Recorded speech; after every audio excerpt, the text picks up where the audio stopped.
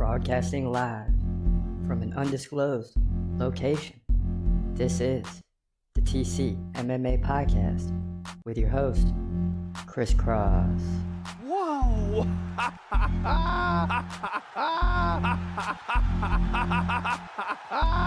Dana White privilege. Let's go, baby! Let's go! Let's go! Let's go! Let's go, baby! Dana White privilege. Privilege.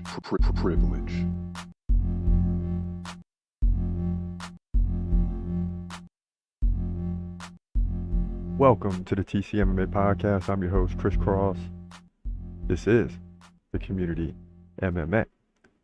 So it went down this past weekend, man, and Alex Pereira came out on top, as you all know by now. If you're watching this show and you don't know Alex Pereira won, you missed it all, man. Alex Pereira is one of the best fighters of our time. It's clear. We got to give the man some respect. And I know some of you are just saying, well, he already beat Yuri. And he beat him in the same way. And Chris Cross, you said it was going to be a tougher fight. And you're right, I thought it would be. And that's why I'm coming to you today to say, hey, Alex Pereira is for real. Because he's fighting a much better Yuri. It didn't matter. It didn't matter. And it looked to me like Yuri was taking this fight really serious. I mean, he had prepared to come in here and win. Yeah, the fight was on short notice for both guys. But,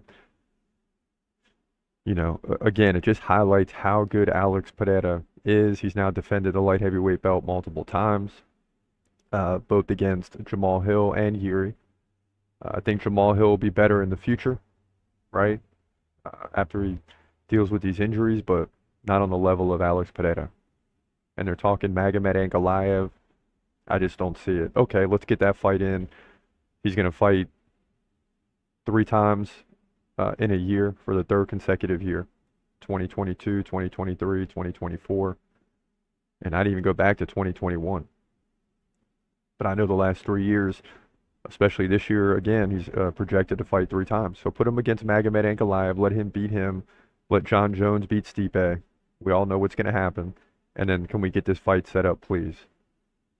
Please. But this is what it sounded like. Here's the big KO over Yuri. Less than 48 hours ago. I mean, it was the wee hours of the morning on Sunday. Check it out. Here we go, round 2. Let's see. See if Yuri's recovered. See if Pereira wants to bring it. Test him a little bit. Oh, big leg kick drops Yuri. And now he's dropping the hammers. Look at this. Yuri's in big trouble, and that's it. The ref pulls off Pereira. And this guy is ridiculous. And I don't know if Yuri knows what's going on. Wow. Wow. Wow.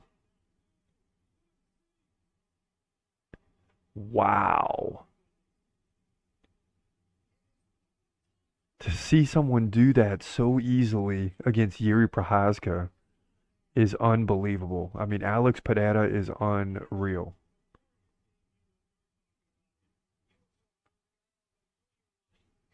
And didn't waste any time into round 2, landing a big leg kick.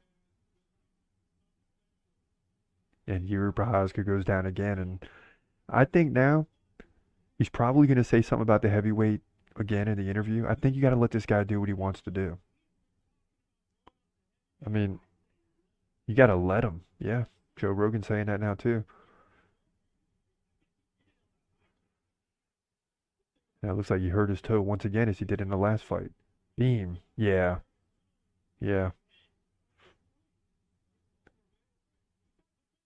Look at this. Boom. Oh my gosh. Oh my goodness. Alex Pereira is unbelievable, man. Unbelievable. And still champion. Boom. That looked a lot like, I think it was Justin Gaethje on Dustin Poirier. A lot like that. And the fight was over when he landed a leg kick. Really. Wow. And once Alex Pereira lands that initial big kick, punch, whatever, his finishing ability is just superb. I mean, it's just superb.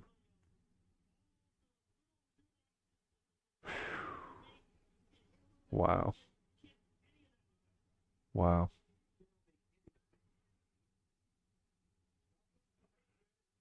I mean, it's unbelievable. You just see it time and time again, man. This guy is unbelievable. I just can't believe it, man.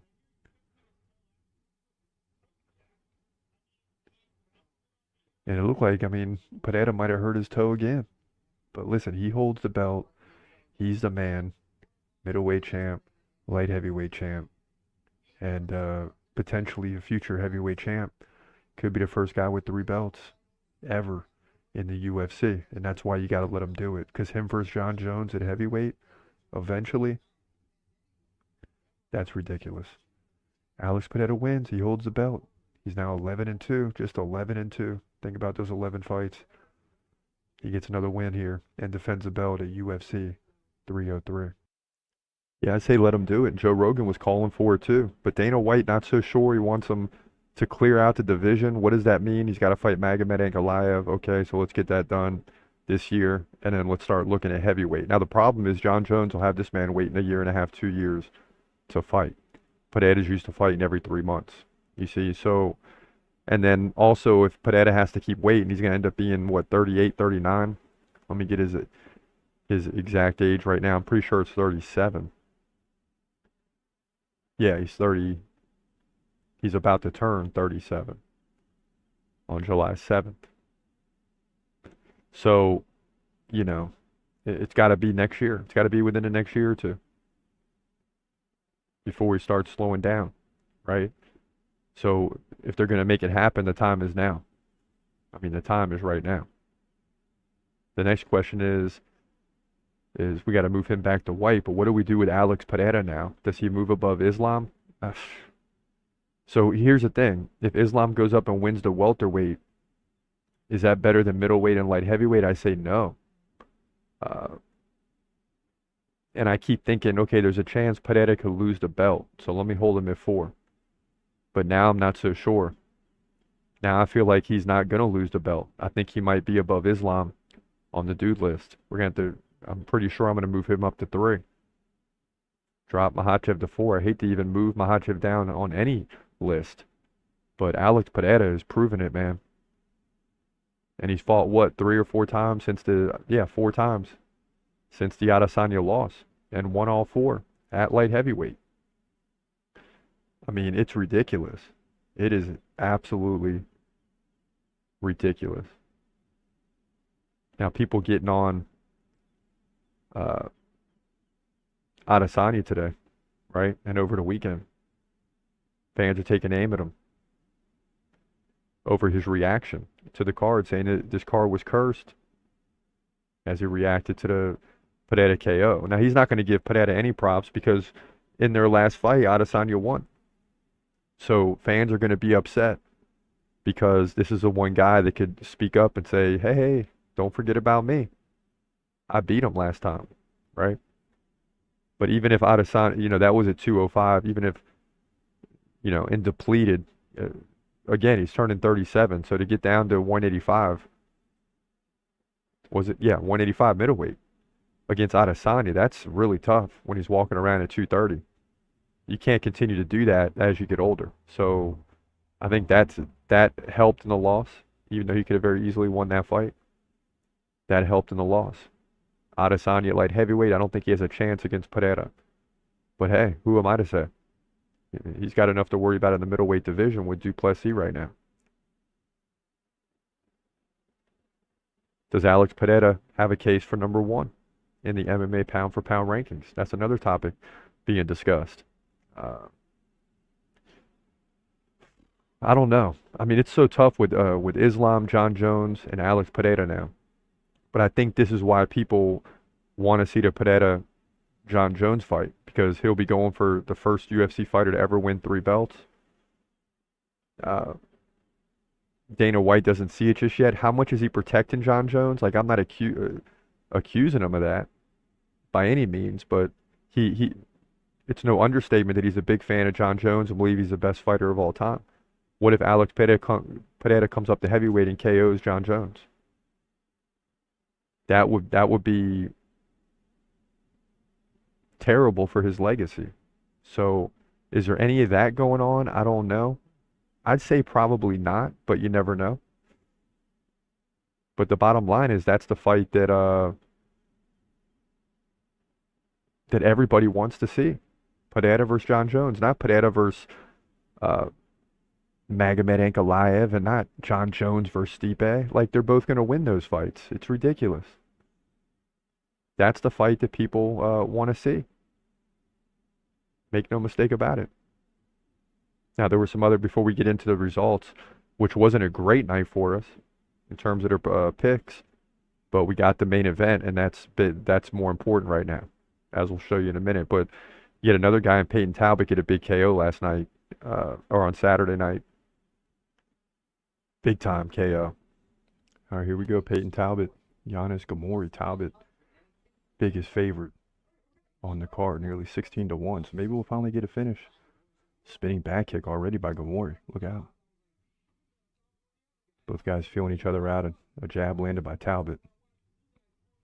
And a nice leg kick already. Oh, a big right flattens Gamori. Now he's pounding away with the left, and that's going to do it. That didn't take any time. 21 seconds officially.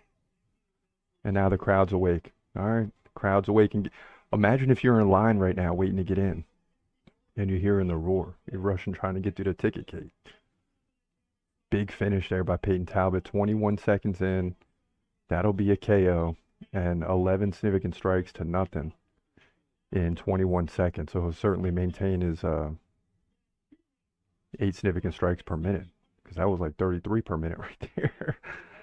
And Gamori doesn't even know what happened. He's up, he's good. And it's just like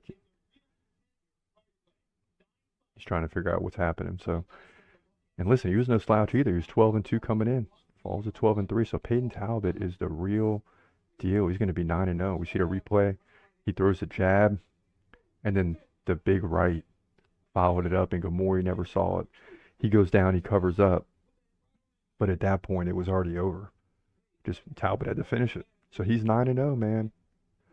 And he is the truth.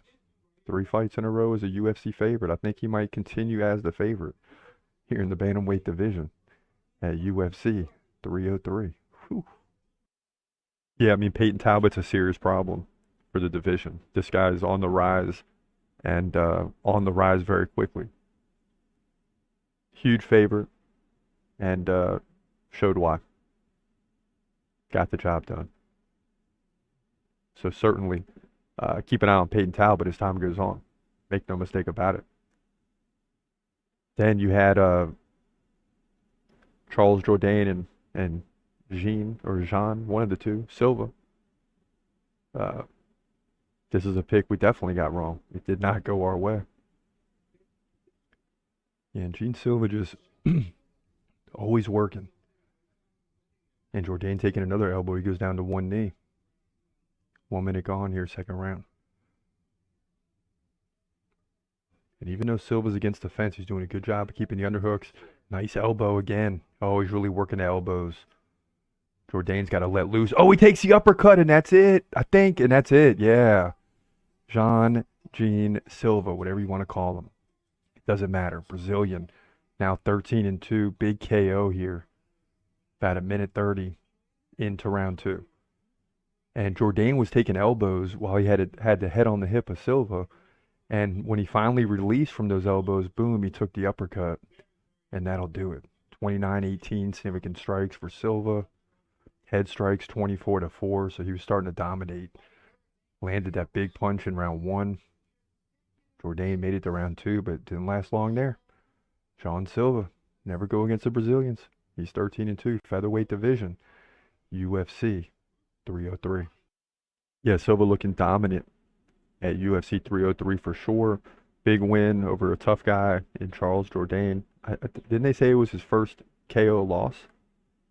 So Jean Silva was the first one to get it done, I believe. Don't quote me on that, but I'm pretty sure. And another guy that had to make a statement was Joe Pyfer. Joe Pyfer had to make a statement against Marc-Andre Barriault, another tough guy. And he did just that. Both guys coming out aggressive here in the early going. Barriol trying to land the lead leg kicks. Pfeiffer just continually coming forward with the left jab. These fights are always interesting right before the main card. Ooh, big right by Pfeiffer. Ooh, nice shot to the body. Oh, and he's starting to pound away now. Oh, Barriol's done. Big finish, dude. He's up on the side of the cage. He's going crazy. The crowd is pumped up. And Barriol is down.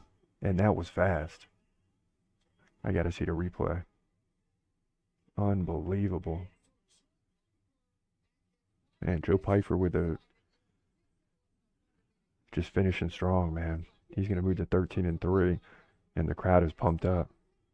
Chanting USA. And that'll continue throughout the night. 125 into round 1. Unbelievable. Here we go. Boom, the big right. Yeah, Barriol's backing up. Left to the body. Then a right.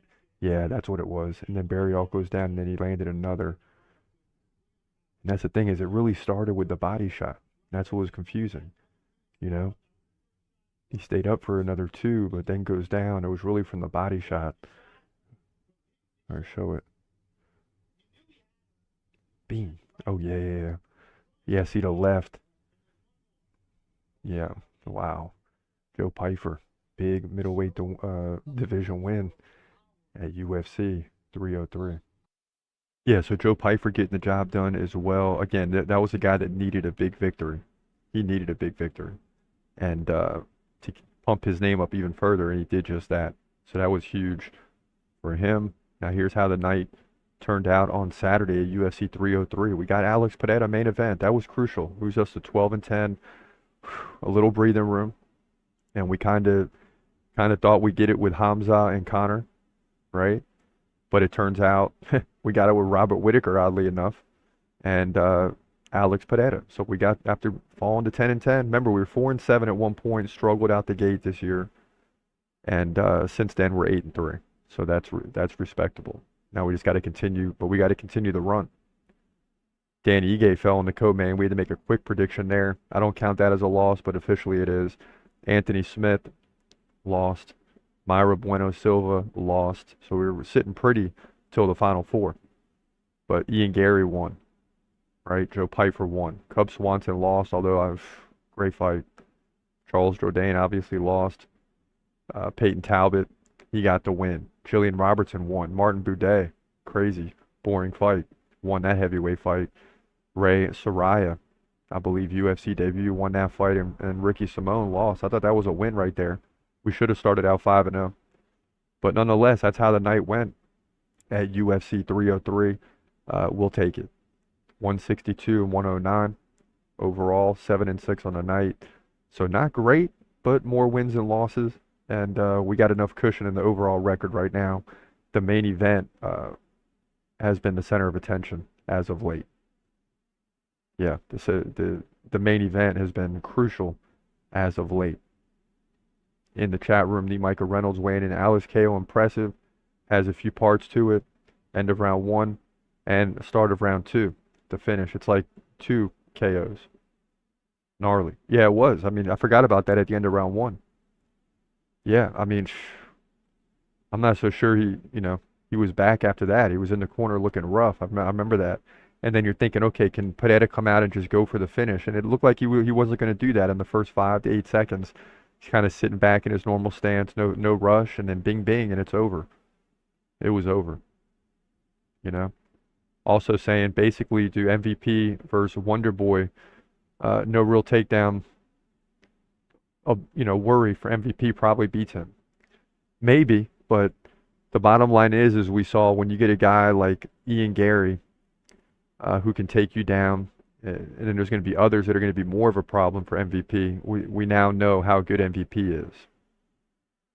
And that's what, when you're coming over from another promotion, that's what you want to find out. And Ian Garry was number 6. He's a guy that's on the rise. So really, future, he's probably better than a number 6. So I'd say MVP's in that 5 to 10 range right now. And MVP could have won that fight. Why do you let Ian Garry up with 2 minutes left? I have no idea. Why did he let Ian Machado Garry up with 2 minutes left and say stand? And I get it. He was winning on the feet, but he also could have just laid on Garry, was winning the round, barely up until that point, and could have just made it a round that you barely won, but you win 29-28 by decision, 2-1, and he didn't do that. He didn't do it, and he gave Ian Garry a chance, and Ian Garry came in and looked good in the final 2 minutes, and was it enough to win the round? That was the question, and evidently it was, and he got the victory. So just a great night of fight. Again, it wasn't Hamza last week and Conor. Instead, it was Robert Whittaker and Alex Pereira. At the end of the day, it's not what we wanted, but we got 2 wins out of it back-to-back weeks. Now we got a big break this week, so we get time to regroup. Got Doug Rose on the horizon. You got Leon Edwards versus Bilal coming up. Some other good fights on that card. So a lot of things coming up. The Sphere in about 3 or 4 months from now. That's going to be great. So a lot of good things to talk about. And then, of course, Hamza and Conor will remain in the news. I guess they didn't fight, so they didn't lose. Not that I thought they would anyway, but they didn't. So they remain relevant for the time being, of course. Hopefully it continues that way. When are Conor and Hamza going to fight again? That's the big question. But that'll do it today, man. See what the rest of the week brings to us, if there's any big news or not. We're kind of like on and off weeks. We're going to get a lot of predictions done for UFC 304 and 305. Make no mistake about it. But for now, this is your boy Chris Cross. This is a TCMMA podcast. Appreciate you listening and watching. For now, have a great day and God bless. As always, peace.